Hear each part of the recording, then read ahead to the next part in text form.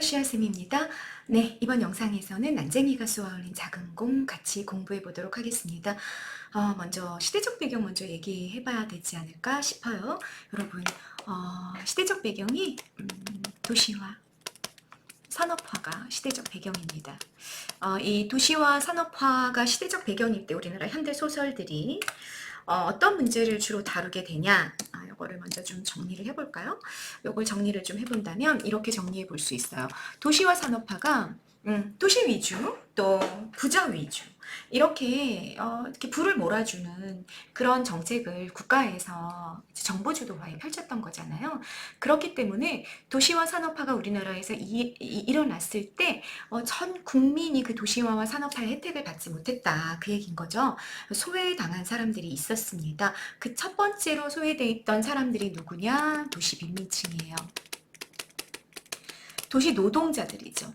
도시 노동자들이 임금을 재벌한테 몰아줘서 그 돈을 재벌에게 몰아줘서 경제의 국가 전체의 부를 평균을 좀 올리는 그런 정책을 펼쳤단 말이지. 그러니까 재벌들이 기업가들이 자본가들이 돈을 많이 소유하려면 어때야 돼? 노동자들한테는 임금을 덜 줘야 되는 거지. 최소한으로 줘야 되는 거죠. 그러다 보니까 도시 빈민층이 늘어났고 그들의 삶이 굉장히 비참해졌다. 이게 첫 번째 문제점으로 지적을 해볼 수 있습니다.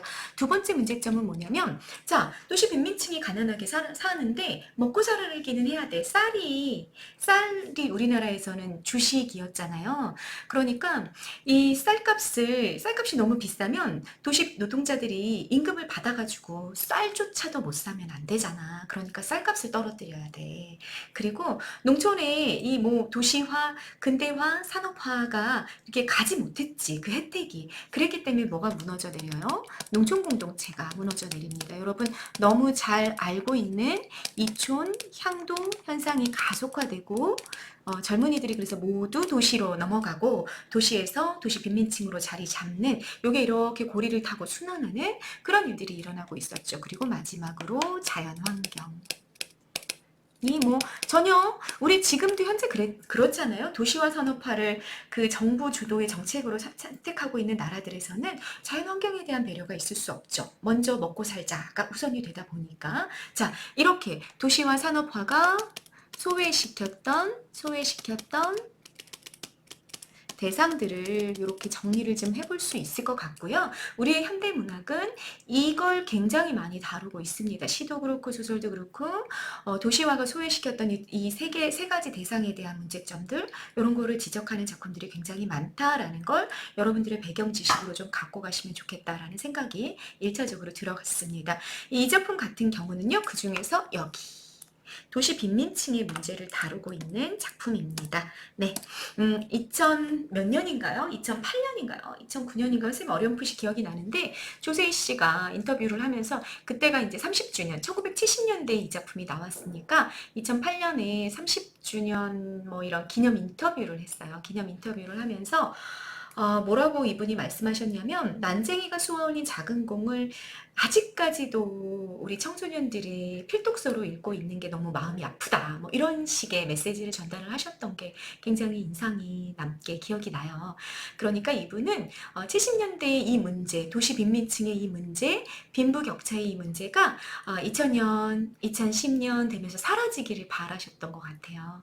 이게 더 이상 우리나라의 문제가 되지 않는, 다시 말하자면 빈부의 격차가 사라지고 또 빈민층이 사라지는 그런 사회를 꿈꾸면서 70년대에 정말 그 가혹했던 시대에 뭐 그 독재치하였었잖아요. 그 시대 때 이 소설을 정말 어려운 가운데서 쓰셨는데, 와, 이 소설이요, 문학 장르 중에서는 300쇄를 찍었대요. 300쇄. 여러분, 유일하대요, 우리나라에서는. 그러니까 정말 아직까지도 너무나 너무 널리 읽히고 또 그냥 읽힐 뿐만 아니라 대단히 공감하면서 읽게 되는, 이런 문제가 우리 사회에서는 얼른 사라져야 되겠다, 이런 걸 고민하면서 읽게 만드는 그런 소설이란 말이죠. 그래서 그걸 작가는 굉장히 안타까워하는 그랬던 소설이다라는 게 선생님 머릿속에 좀 생각이 납니다. 자, 작품 구체적으로 한번 살펴보도록 하겠습니다. 자, 제목 먼저 보는 거 아시죠? 난쟁이가 쏘아올린 작은 공. 난쟁이, 일단 키가 굉장히 작죠. 그래서 차별받고 배제당하고 소외당하는 그런 인물이잖아요. 그렇기 때문에 뭐 사회적 약자를 상징하는 그런 존재가 난쟁이고요.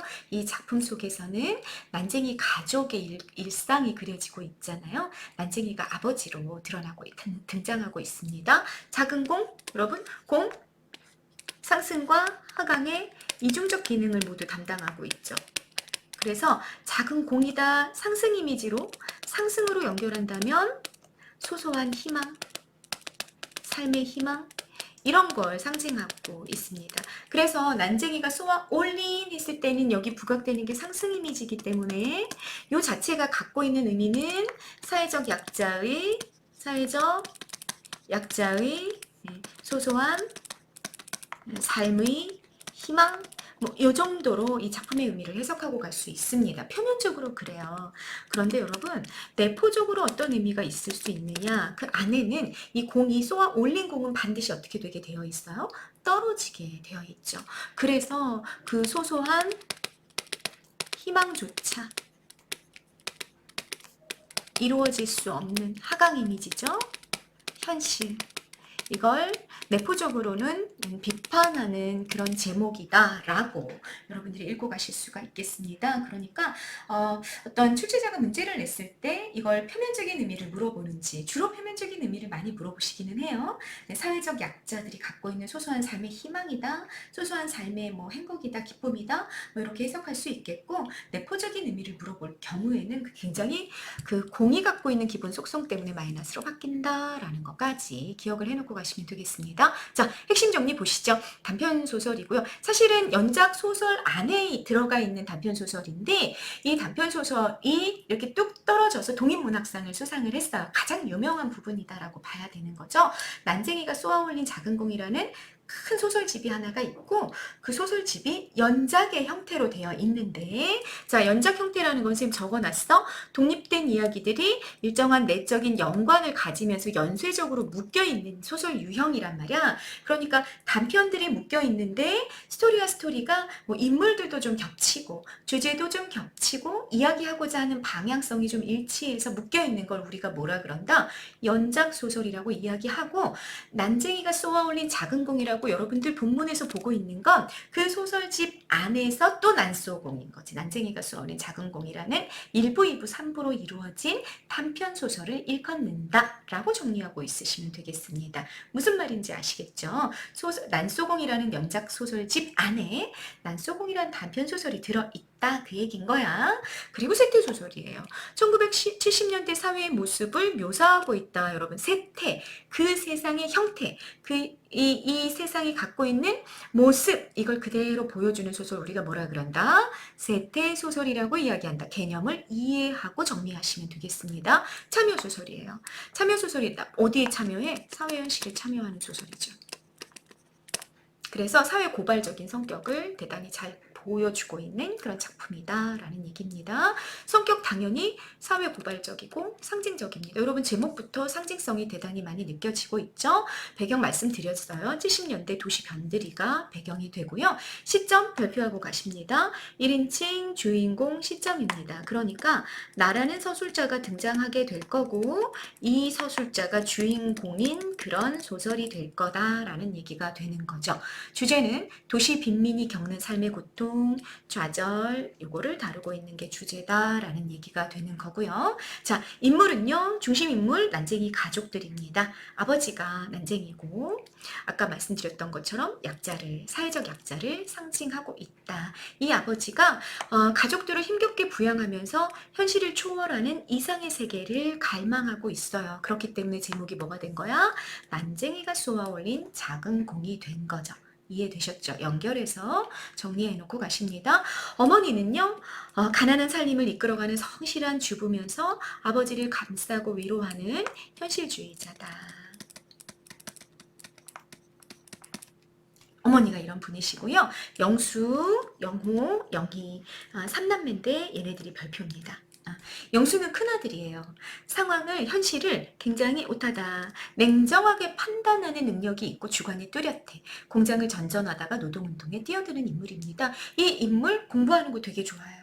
공부하고 싶어 하고 굉장히 냉정하고 논리적이고 이성적인 판단을 할 수 있는 인물인데, 그런데 공부할 수 있는 기회들을 대단히 많이 박탈당하게 되고 결국은 아버지가 자살을 하죠. 아버지가 자살하신 뒤에 노동운동에 헌신하다가 살인을 저지르게 되는, 거기까지 가게 되는, 그러니까 이렇게 이성적이고 냉철한 판단을 할 수 있는 인물이 살인까지 가게 됐다라는 건 현실이 얼마나 가혹하고 얼마나 억압적이었는지를 좀 역으로 보여준다라고 볼 수 있겠죠. 자, 그 영수라는 큰아들이 있고요. 두 번째 아들이 영호입니다. 영호는요, 영수랑 좀 성격이 굉장히 반대야. 굉장히 급하고 쉽게 흥분하고 현실에 대해 반감을 갖고 있고 다혈질이야.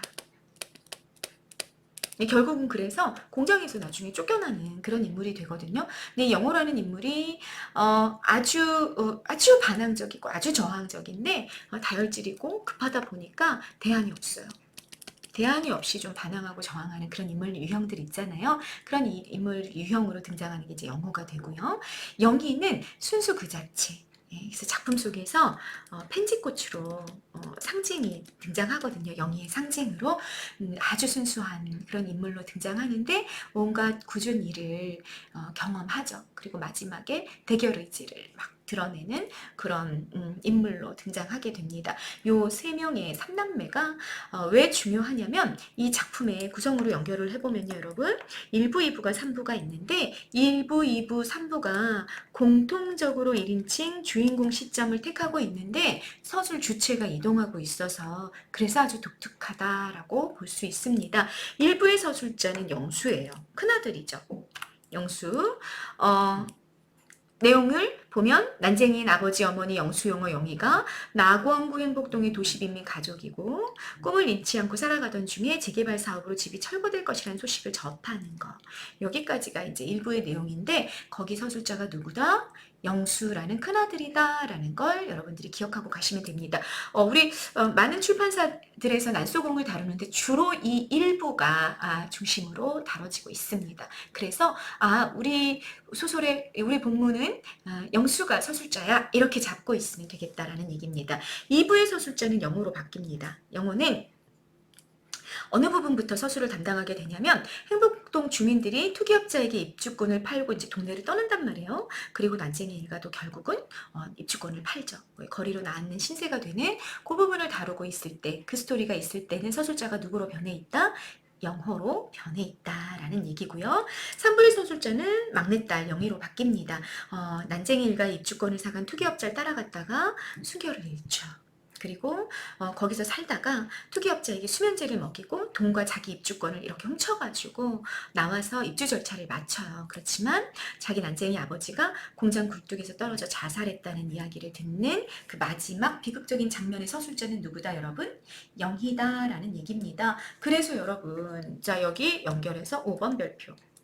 서술 주체가 이동한다라는 표현을 쓰는 겁니다. 1부, 2부, 3부에 서술자가 나라는 서술자가 공통적으로 나오는데 이 나가 계속 달라지는 거야. 스토리에 따라서 1부에서는 영수, 2부에선 영호, 3부에선 영희로 나라는 서술자가 자꾸 달라진다라는 걸 잡고 있어야 돼요. 시점은 바뀌어요? 안 바뀌어요? 그렇다고 해서 시점은 바뀌지 않죠. 시점은 1인칭 주인공 시점을 유지하고 가는 겁니다. 1인칭 주인공 시점을 유지하면서 조금 더 다양한 시각을 입체적으로 보여줄 수 있는 효과를 내기 위해서 서술 주체를 이동하고 있었다. 이렇게 정리하시면 되겠습니다. 됐죠? 자, 특징 별표 체크하시고 또 정리하고 가십니다. 사회적으로 쟁점이 된 여러 이야기들 작품 속에 다양하게 제시하고 있어요. 연작 소설이었기 때문에 상징적인 의미를 지닌 소재 뭐 있었어요, 여러분? 작은 공, 뭐 펜지꽃, 뭐 기타, 뭐 이런 것들 다 라디오 이런 거 다 상징적인 소재입니다. 이따 여러분 확인하실 겁니다. 현재와 과거가 왔다 갔다 해요. 역순행적 구조를 지니고 있고요. 우리 이 부분을 의식의 흐름 기법이 부분적으로 나타나면서 이 현재와 과거가 교차되는 걸 확인하실 수가 있겠습니다. 이 시계흐름 기법을 학교에 따라서는 이 부분을 시계흐름 기법으로 볼 거냐 말 거냐는 선생님들에 따라서 조금 다른 의견들이 있을 수 있어요. 그런데 선생님이 시계흐름 기법의 주된 표지로 잡고 있는 게 뭐냐면 시간 표지가 없이 현재 과거가 뒤섞여 그리고 현실과 환상이 역시 표지가 없이 뒤섞이거든요. 선생님은 의식의 흐름 기법의 가장 큰 두 가지 표지가 이 두 개라고 보고 특히 1번이 난소공리의 역순행 구성이 일어날 때 좀 나타나는 경우가 있어요. 우리가 이따가 확인하고 가실 겁니다. 그래서 그 부분적으로는 의식의 흐름 기법이 쓰였다라고 선생님은 보는 입장입니다. 학교 선생님들이 뭐라고 얘기하시는지는 여러분들이 각자 공부하시면 되겠습니다. 그 다음 보십니다. 낙원구 행복동. 와, 낙원 천국이란 얘기잖아. 행복동. 동 이름이 행복이래. 그런데 여기 살아가는 사람들이 누구야? 도시 빈민층이야. 그리고 이 빈민층들이 어때? 집을 뺏겨요. 다 집을 뺏겨가는 이야기란 말이야. 그러니까 낙원구 행복동 진짜 낙원이고 행복이야? 아니야, 반대야. 그래서 반어적인 명명이 사용됐다라는 것도 중요한 특징이 되겠습니다. 문장 읽어보시면요, 짧아요. 간결체라는 얘기죠. 그리고 수식어가 거의 없어요. 건조체란 얘기죠. 간결체와 건조체로 되게 그러니까 약간 무미건조하게 스토리를 전개해 가는 거야. 굉장히 객관적인 느낌이 들겠죠. 그죠? 그리고 7번 거인과 난쟁이가 등장하는 거야. 거인은 부유층을 상징하고 난쟁이는 빈민계층을 상징하고 이렇게 거인과 난쟁이의 대립과 갈등, 선과 악의 대결, 난쟁이는 선이야. 거인은 악이야. 이렇게 이분법적 대결인 거죠. 이분법적 대결. 그리고 달나라 같은 환상적인 이야기들이 들어가 있기 때문에 우리가 동화적 모티프를 활용했다라고 이야기합니다. 그러니까 여러분 문체와 대비되는 모티프들이 등장하는 거야. 그러면서 이 스토리는 막 선과 악이 대결하고 거인이 나오고 난쟁이가 나오고 막 환상적인 스토리가 있고 이래가지고 막 동화 같은 느낌이 나 어린 아이들이 읽는 동화 같은 느낌이 나는데 문체는 아주 건조하고 간결해. 그러니까 이 대비 때문에 훨씬 더 그 현실의 모순, 현실의 어떤 비참함이 충격적으로 다가오는 거죠. 그죠? 무슨 말인지 이해가 되시죠? 동화적인 모티프가 드러났는데 해피엔딩으로 끝났어. 그러면 현실의 어떤 비참함은 가려지게 되는 거잖아. 근데 그렇지 않다 이 얘기인 거지. 그래서 작가가 아주 철저하게 계산했다. 이런 부분들 일부러 건조하고 간결하게 쓰면서 모티프 자체는 아주 환상적인 것들을 가지고 와서 이 괴리 때문에 오히려 더 현실의 비참함이 부각될 수 있게끔 만들어놓은 그런 기법들을 활용했다라는 거 여러분들이 모두 다 판단하고 가시면 되겠습니다. 자, 여기까지가 핵심 정리입니다, 여러분. 굉장히 중요한 이야기들 전개가 됐으니까 잘 정리하고 선생님이 테스트 용지 여러분들한테 어디다 제공하는지 알고 계시죠? 테스트 한번 치러본다면 좋을 것 같습니다. 자, 이제 본격적으로 깁니다. 본문이 시작이 됩니다. 보십니다. 난쟁이가 쏘아올린 작은 공, 사회적 약자들의 소박한 꿈과 희망, 그것의 좌절까지 의미한다라는 거 말씀드렸습니다. 난쟁이 소외계층을 의미하는 전형적인 인물이다라는 건 당대 빈민 계층을 대변하는, 다시 말해 대표성을 띠는 갖춘 인물이 누구다? 난쟁이 아버지다 라는 얘기가 되는 거죠. 자, 사람들은 아버지를 난쟁이라고 불렀다. 본문의 시작이 됐습니다. 타인이 바라본 아버지의 모습, 사람들은 옳게 봤다. 인정. 아버지 난쟁이야. 그런데 불행하게도 사람들은 아버지를 보는 것 하나만 옳았다. 그 밖의 것들은 하나도 옳지 않았다. 라는 얘기는 어떤 의미가 들어가 있다? 약자를 향한 사회적 편견에 대한 비판이 들어가 있어. 아버지가 난쟁이인 거 맞아. 옳아. 그렇지만 아버지가 난쟁이기 때문에 아버지가 비열하다든지 또는 성격적으로 어떤 결함이 있다든지 그렇진 않아. 그런데 사람들은 아버지의 키가 작다라는 그 겉모습만 보고 아버지가 굉장히 열등한 존재라고 생각해. 그건 모두 다 잘못됐어. 편견에 대한 비판 드러내는 겁니다.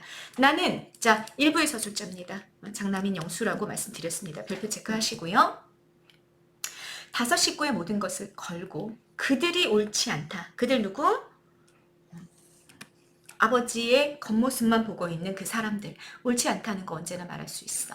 나의 모든 것이란 표현에는 다섯 식구의 목숨이 포함되어 있다. 얼마나 내 말이 진실인지를 강조하기 위해서 목숨이라는 아주 극단적인 단어를 가지고 왔죠. 그만큼 절박하게 나는 아버지를 겉모습만 보고 있는 사람들이 옳지 않다고 나 목숨을 걸고 말할 수 있어 라고 말하고 있습니다.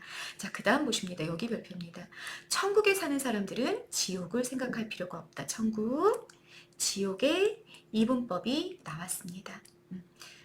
천국은요 부유층을 상징하고요, 지옥은요 도시 빈민층의 삶을 상징하는 거죠. 부자들은 지옥을 생각할 필요가 없어. 가난한 사람들이 어떻게 생각하는지, 살아가는지 관심 자체가 없는 거지. 관심이 없어. 그 얘기를 하는 거야. 그러나 가난한 사람들은 어때요? 우리 다섯 식구는 지옥에 살면서 고통스러운 빈민의 삶을 살아가면서 항상 천국을 생각했어. 고깃국 먹으면 얼마나 맛있을까? 내일, 한 달 뒤, 1년 뒤에 먹고 살 수 있는 돈이 내 수중에 있다면 얼마나 좋을까? 남들 다 가는 여행 나도 한번 갈 수 있다면 얼마나 좋을까? 이런 생각들을 끊임없이 했다라는 얘기죠. 그죠? 우리 그렇죠. 우리 보통 상대적 빈곤이라고 이야기하는데, 우리 특히 SNS 시대 때는 뭐 인스타라든지 뭐 이런 거 보면 굉장히 호화롭고 뭐 아주 좋은 음식을 먹고 좋은 곳에 여행 가고 이런 거 사진들 보잖아. 그런 걸 보면 나도 저렇게 살고 싶어 이런 생각들 우리가 하게 될 때 굉장히 많잖아요. 그런데 이분들은 그야말로 빈민의 삶을 살아가고 있단 말이지. 그러니까 매일매일 천국의 삶을 항상 생각했다라는 얘기 납득이 될 것 같습니다. 하루하루의 생활이 지겨웠고 우리의 생활은 전쟁과 똑같았고 우리는 그 전쟁에서 날마다 지기만 했어. 그러니까 한 번도 가난해서 벗어나지 못했다라는 얘기를 천국과 지옥, 전쟁 이런 표현들을 통해서 드러내고 있는 거죠. 그런데도 어머니는 참 잘 참으셨어. 내가 보기에 어머니 정말 잘 참는 인내심이 대단하신 분이야. 그러나 그날 아침 여러분 과거인 거죠. 그날이니까 오늘이 아니고 그날이니까 거슬러 올라가서 그날 아침 역순행 구성이 시작되는 날, 그리고 그날 아침은요 여러분 본문을 보시면 철거 계곡장이 발부된 날입니다. 이 집을 철거하는 것을 경고하는 공문서가 날아온 날이에요. 그날 아침만은 어머니가 참 참기 어려웠던 것 같다. 여러분 1인칭 서술자가 드러내고 있는 특징인 거죠. 1인칭 서술자는 작품 안에 존재하는 인물이잖아요. 그렇기 때문에 이 나라는 서술자가 다른 인물의 심리는 읽을 수 있어 없어? 이거 무슨 초능력자가 아니니까 읽지 못하겠죠. 그러니까 다른 인물의 심리를 표현할 때는 추측으로 표현할 수밖에 없는 거야. 그날 아침 엄마 참기 어려웠던 것 같아 라고 나라는 큰아들이 엄마를 바라보면서 생각한 거지. 엄마 굉장히 참기 힘들었던가 봐. 이렇게 이야기하는 부분까지 나왔습니다. 그 다음 보시죠. 통장이 이걸 가져왔어요. 과거가 시작이 됐어. 그럼 여러분 여기는 역순행 구성이잖아. 시간이 거슬러 올라갔으니까 역순행 구성인데 이걸 의식의 흐름 기법이라고 얘기할 수 있니? 그건 없어요. 왜냐하면 그날 아침이란 시간 표지가 나와 있잖아요. 그죠? 통장이 이걸 가져왔어요. 내가 말했고 어머니가 조각마루 상징입니다. 여러분 별표 체크하고 아침 식사하고 계셨어. 좁은 마루라는 뜻이고요. 우리 가족의 집이 매우 좁은 가난을 상징하는 공간이 되는 거죠. 그게 뭐냐? 철거계곡장이에요. 철거계곡장 별표하시고요. 법적 구속력을 갖는 공정문서다. 네, 기능 별표하십니다. 인물과 사회, 인물과 인물의 갈등을 유발합니다. 앞으로의 불행한 사건을 암시한다. 이해되십니까 여러분? 철거계곡장이 왔으니까 앞으로 뭐만 있어? 집이 철거가 돼. 그걸 암시해 주는 거죠. 인물과 사회, 갈등, 여러분 개인과 도시 빈민층과 도시 빈민층을 억압하는 자본주의 사회. 그들의 것을 뺏어서 재벌에게 몰아주고 있는 그들의 가난함을 비참함을 돌보지 않는 정부. 이런 게 이제 반대쪽에 있는 그래서 요 개인과 사회의 갈등이 한편으로 드러나고 철거 계곡장 때문에 영수 그 다음에 아버지 어머니는 철거 계곡장이 왔으니까 이걸 받아들여야 된다라는 입장이라면 영호, 영희 같은 경우는 아니야, 받아들일 수 없어 라고 이야기하면서 조금 갈등하는 부분이 나오기도 하고요. 또 이 도시 빈민층과 부동산 투기업자, 중개인이죠. 브로커들이 있어가지고 이렇게 갈등이 일어나기도 하고, 이런 갈등들을 모두 다 만들어내는 첫 번째 소재가 뭐다? 철거계곡장이다 라는 얘기가 됩니다. 철거계곡장 때문에 사건이 시작되고 있다라고 볼 수 있겠죠. 기어코 왔구나. 아, 어머니가 올 거 알고 있었네 이미. 그죠? 그러니까 집을 헐라는 거지. 우리가 꼭 받아야 할 것 중에 하나가 이제 나왔구나. 우리가 받아야 할 불행들이 여러 개가 있는데 그 중에 하나가 드디어 왔구나. 이렇게 말하는 거죠. 어머니는 식사를 중단했다. 네, 정서 막막했겠죠. 막막한 정서를 행동으로 드러냈어. 행동 묘사로 드러냈으니까 우린 이걸 간접 제시라고 말할 수 있겠다. 라는 거야. 나는 어머니의 밥상을 내려다봤어. 보리밥에 까만 된장, 그리고 시든 고추 2개와 조린 감자. 가난이죠. 뭐 관련 한자성어 같은 거 한번 얘기해봐라. 그러면 뭐 삼순구식 이런 거 얘기해 볼 수 있겠다. 한 달에 9번만 먹었다. 뭐 이런 걸로 연결해서 가난과 관련된 거 기억할 수 있을 것 같고요. 그래서 조각마루라는 거랑 이 어머니의 식탁에 있는 이 식사, 요게 가난을 보여주고 있다라는 거고요. 나는 어머니를 위해 철거계곡장을 천천히 읽었습니다. 어머니가 글을 아셔요? 모르셔요? 네. 글을 모르셔요. 1970년대만 해도 글을 모르시는 분들이 꽤 있으셨던 거지. 나는 영수는 글을 읽을 줄 알아서 어머니를 위해서 읽는 장면 나왔습니다. 자, 그 다음 네, 철거계곡장이 그대로 나왔어. 그대로. 여러분 이거 굉장히 1970년대 아주 실험적인 기법이었습니다. 소설 안에 공문서가 그대로 들어와 있는 형태인 거죠. 아주 독특한 그런 형식적 실험이 있었다라는 거고요. 지금 뭐 본다면 뭐 그냥 그저 그런 건데 그때 당시는 되게 파격적이었다라는 얘기예요. 자, 보십시다. 낙원구 주택 연도 날짜 수신 낙원구 행복동 반어정 명명, 그리고 여기 없는 실제하지 않는 지명이야. 호구적 지명이고요. 김부리 난쟁이 아버지 이름이죠. 이 아버지의 이름에도 사실은 담겨있는 의미들이 있는데 그건 나중에 시간이 되면 얘기하고요. 김부리에게 보내는 제목, 재개발 사업구역 및 고지대 건물 철거 지시 라고 되어 있네. 뭐 이렇게 해서 자, 여기 보자. 1970 몇 년 9월 30일까지 자진 철거해라. 핵심 내용이죠. 핵심 내용이고, 뭐 여기 선생님 네모 친 거 임시조치법, 시행조례, 건축법 이게 다 법령이잖아. 그래서 이것들이 의미하는 건 뭐냐? 개인이 저항할 수 없는 사회적 틀이다. 사회적 규제, 법령이다. 라는 게 요 세 가지 근거에 의지해서 당신네들 집 철거해 라고 말하게 됐다. 만일 철거하지 않으면 행정대집행법, 이것도 저항할 수 없는 사회적 틀, 강제 철거하고 비용은 귀하로부터 징수하겠습니다. 네, 여러분 보이십니까? 소외되고 가난한 빈민들에게 가해지는 사회적 폭력이 얼마나 대단했는지. 뭐 법을 막 드는 거야. 우리는 잘 알지도 못해. 그 법이 뭔지 여러분들 아세요? 몰라. 그런데 그 법에 의거해서 우리가 뭐 그냥 너무 잘 살아가고 있던 집을 어느 날 갑자기 무너뜨리래. 근데 너네 안 나갈 거야? 나가래. 그냥 나가래. 근데 만약에 안 나가? 그러면 내가 대신 무너뜨려 줄게. 그리고 무너뜨릴 때 뭐 벽도 때려 부숴야 되고 뭐 쓰레기도 치워야 되고 용역비가 든단 말이지. 그거 너네가 돼. 그 비용 너네가 돼야 돼. 이런 법이 세상에 어딨어. 여러분들은 만약에 여러분들 집에 이런 명령 공문서가 날라온다면 어떻게 반응하시겠어요? 70년대 그런 일들이 실제로 있었다는 얘기지. 네, 그래서 뭐 철거 대상은 어떻고 낙원구청장이 보내는 걸로 해가지고 이렇게 공문서 하나가 막 이렇게 소설 안으로 들어갔다라는 겁니다. 자, 여기도 보십니다. 어조는요, 뭐뭐입니다. 하십시오 체죠.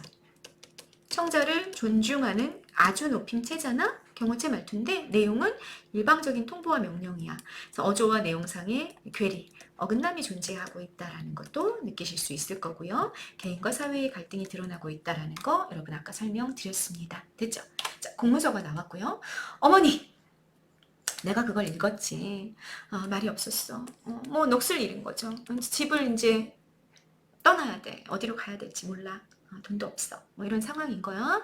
그리고 그 상황이 그 뒤에 이렇게 묘사가 됩니다. 벽돌 공장의 높은 굴뚝 그림자가 시멘트 담에서 꺾어지며 좁은 마당을 덮었다. 여러분 너무 시험 문제, 내신 시험 문제에 너무너무 많이 출제가 되는 문장입니다. 벽돌 공장의 높은 굴뚝 그림자가 좁은 마당을 덮었습니다. 보이십니까? 벽돌 공장의 굴뚝 그림자가 이렇게 높은 거지. 그래서 이게 이렇게 이 굴뚝이 이렇게 높다 보니까 이게 그림자가 이렇게 지고 있는데 여기에 누가 있는 거야? 이게 난쟁이의 그 좁은 마당 집이 그 안에 들어가 있는 거죠. 그러니까 난쟁이 집에는 빛이 비친다, 안 비친다? 빛이 이렇게 되어 있는 거야. 빛이 이렇게 되어 있기 때문에 여기는 빛이 비치지 않는 거죠. 어둠이고요. 그래서 암울한 현실, 이런 것들을 상징적으로 보여주게 되는 거지. 벽돌 공장 누구 소유? 자본가의 소유.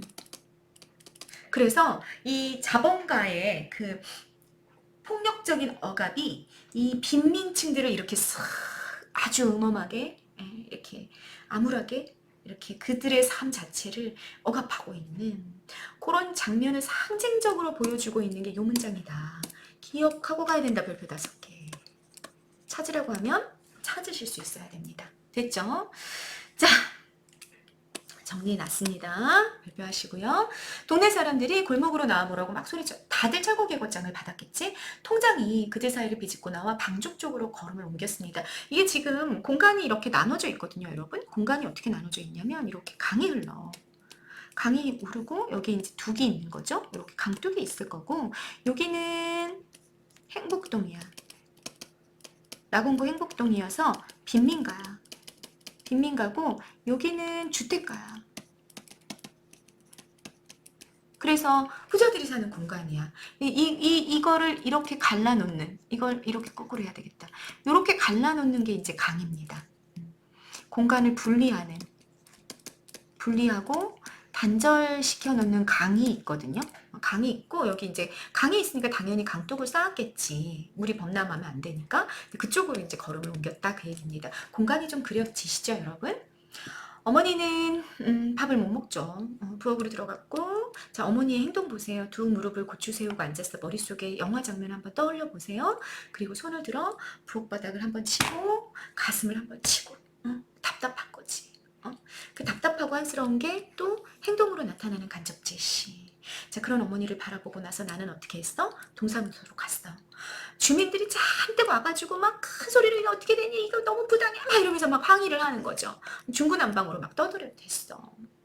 들을 사람은 두셋밖에 안 되는데 수십 명이 거의 동시에 떠들어대고 있었어. 뭐 항의하거나 저항하는 거 소용 있어요? 없어요, 여러분? 이렇게 법령으로 나오면 항의하는 게 소용이 없어요. 그죠? 쓸데없는 짓이었다. 대단히 현실적인 판단이죠. 떠든다고 해결될 문제가 아니었다. 나의 주관적 판단이 나오고 있습니다. 자, 여기까지 보시면요. 여기는 여기서부터 보세요. 어디까지? 여기까지는 보면 객관적인 관찰입니다. 그리고 여기서부터 주관적 판단이 드러나죠. 이런 모습을 드러내고 있습니다. 그래서 뭐 위주다, 객관적인 관찰이 위주다라는 얘기야. 객관적인 관찰은 짤막하게 하고 자기 주관적인 어떤 생각이나 판단을 길게 쓸 수도 있잖아. 1인칭 시점이니까. 그렇게 하지 않고 객관적인 관찰을 중심에 두고 주관적인 판단은 뒤에 짤막하게 덧붙이는 형태를 보여줬다는 거예요. 그럼으로써 뭐 여러분? 상황의 비극성은 훨씬 더 부각되게 된다. 여러분 그 공식에 대해서 좀 이해가 되십니까? 그러니까 내가 뭔가 정말 슬픔을 독자들에게 느끼게 하고 싶을 때는 나는 오히려 어떻게 해야 돼? 덤덤해야 돼. 내가 막 울부짖고 막 난리치고 눈물 흘리고 그러면 독자들은 오히려 이렇게 딱 거리를 두고 바라보게 된단 말이에요. 그래서 오히려 이렇게 객관적인 묘사, 관찰 이런 게 훨씬 더 슬픔이나 비극성을 부각하는 기법이 된다라는 건 문학적으로는 굉장히 일반적인 기법이다라는 얘기가 되는 거죠. 그쵸? 그럼 여러분, 선생님이 객관적으로 관찰했어 라고 얘기했다고 이 소설이 객관적인 관찰이 위주인 소설이다라고 말하면 될까 안 될까? 그럼 안 돼요, 여러분. 오해하시면 안 돼. 이 부분이 그렇다는 얘기고요. 작품 전체적으로 봤을 땐 1인칭 주인공 시점이라서 주관적인 시점입니다. 내가 내 얘기를 하니까 주관적일 수밖에 없죠. 그죠? 자, 나는 바깥 게시판에 적혀있는 공고문을 읽고 있는데 거기에 뭐가 있냐면 아파트 입주 절차와 아파트 입주를 포기할 경우에 탈 수 있는 이주 보조금, 그러니까 이사비용이지, 이사비용. 이런 액수 등이 적혀 있었대요. 동사무소 주위를 이제 또 이렇게 보는 거야. 시장 바닥 같았고 주민들도 있고 아파트 거강꾼들도 보여. 이 거강꾼들이 여러분 중간 브로커들이야. 브로커들인데 그 아파트 입주 딱지가 나온단 말이야. 여기 살았던 표시로 딱지가 나와. 그 딱지를 프리미엄이라고 얘기하죠. 돈을 붙여가지고 사요. 근데 예를 들자면 이런 거지. 예를 들어 이 딱지를 100만 원을 주고 샀다고 쳐요. 그러면 이거를 이 브로커들이 가져가지고 중산층이나 부자들, 여기 아파트가 지어지면 실제로 거기에 입주할 수 있는 경제적 능력이 있는 사람들이 찾아와. 그러면 그런 사람들한테는 자기는 100만 원 주고 산 거를 3천만 원, 5천만 원 이렇게 내서 파는 거야. 1억 이렇게. 그걸 살 수 있는 능력이 있는 사람들한테 파는 거죠. 그러니까 굉장히 타인의 불행을 이용해서 빈민층들의 불행을 이용해 이득을 챙기는 사람들인 거지. 근데 그 사람들이 이제 몰려올 수밖에 없지. 이제 도시 철거 명령이 집행이 발행이 될 찰나니까 막 몰려 있는 거죠. 그리고 거기서 아버지랑 두 동생 영호와 영희 만납니다. 아버지는 도장 새기는 가게 앞에 앉아 있었대요. 영호는 게시판으로 가고 다 관찰하고 있는 거 보이죠? 영희는 이 거강꾼들이 타고 온 검은색 승용차 옆에 서 있었어. 아침 일찍 다 일들을 나갔어. 그랬다가 철거 계획장이 나왔다는 소식을 듣고 돌아온 겁니다. 일들을 찾아 나섰다는 건 직장이 없다는 뜻이야. 일을 찾고 있다고, 알바 자리를 찾고 있단 말이야. 그런데 철거 계획장이 나왔다 그러니까 돌아온 거죠. 누군들 이런 날 일을 할 수 있을까? 영수의 생각인 거지. 이런 날은 집이 철거된다는 소식을 받은 날 누가 일을 할 수 있겠는가? 서리법이고요. 걱정과 불안에 가득 차 있는 가족들의 심리를 서리적으로 알려주고 있는 거죠. 나는 아버지 옆으로 가서 아버지의 공구들이 들어있는 부대를 둘러맸어. 아버지가 막 노동하고 있음을 알려주는 정보야. 영호가 다가와서 또 그 부대를 옮겨 외웠어. 굉장히 가족 애가 드러나는 부분이죠. 무거운 걸 서로 들어주려는 모습 보이고 있고요. 영희를 봤어. 발갛게 상기돼 있었고 아파트 입주권을 좀 팔아라 이렇게 얘기하는 사람들을 만났고 아버지는 책을 읽고 있습니다. 와우! 이런 와중에 아버지가 책을 읽고 있는 거야. 그럼 여러분, 이분 아버지가 굉장히 적극적인 인물이라는 느낌이 드십니까? 그렇지 않은 거죠. 현실을 도피하는, 외면하는 소극적인 태도가 어떤 행동을 통해 드러났다? 책을 읽는 행동을 통해 드러나고 있다라고 볼 수 있습니다. 우리는 아버지가 책을 읽는 걸 처음 봤어. 아버지가 지식인이 아닌 거고 이날 책을 읽은 거야. 이날 책을. 그걸 처음 본 거지. 그리고 가족들이. 그러니 얼마나 이 현실을 도피하고 싶었을지 우리가 좀 상상해 볼 수도 있게 되는 거죠.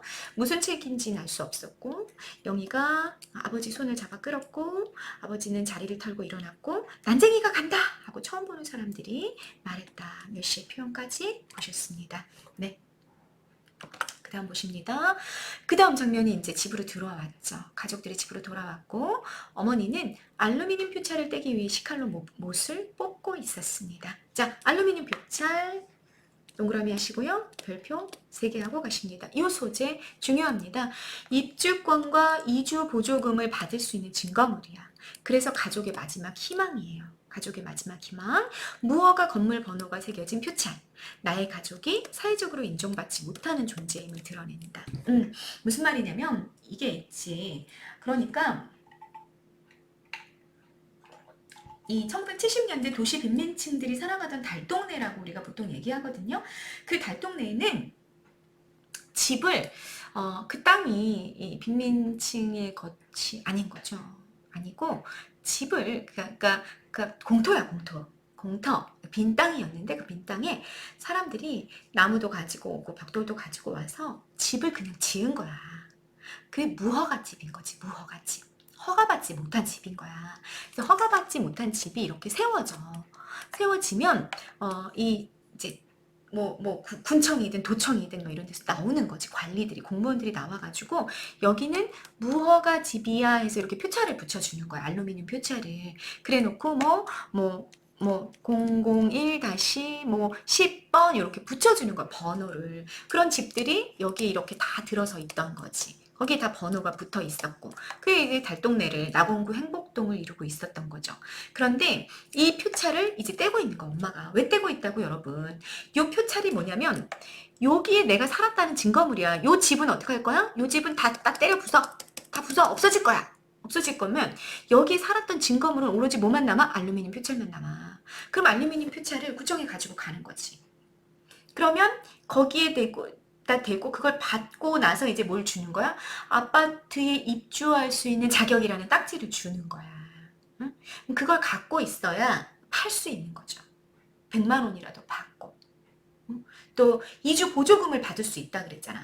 이주 보조금도 그래서 받을 수 있는 거란 말이에요. 그러니까 이 가족들에게 돈이 나올 수 있는 유일한 구멍이 바로 뭔 거야? 알루미늄 표지알인 거야. 그걸 떼고 있는 거죠. 나 어떻게 했어? 반대쪽 모습 뽑았어. 그 현실을 받아들이고 그 이후를 준비하는 나와 어머니의 태도가 간접 제시가 된 거다라는 얘기입니다. 이해되시죠? 그런데 영호는 어때요? 못마땅해.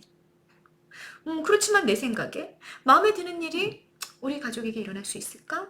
바랄 수 없지. 라는 생각을 난 갖고 있어요. 어머니는 무허가 건물 번호가 새겨진 알루미늄 표찰 간수해야만 나중에 덜 괴로울 거야. 이게 만약에 없으면 나중에 더 괴로운 일이 생길 거야. 이주 보조금도 못 받고 입주권도 받지 못하고 집만 철거되는. 우리가 거기 살았다는 걸 증거할 수 있는 방법이 없으니까 굉장히 비참하고 괴로운 일이 생길 거라는 걸 어머니 굉장히 현실적인 판단하는 인물이죠. 알고 있었습니다.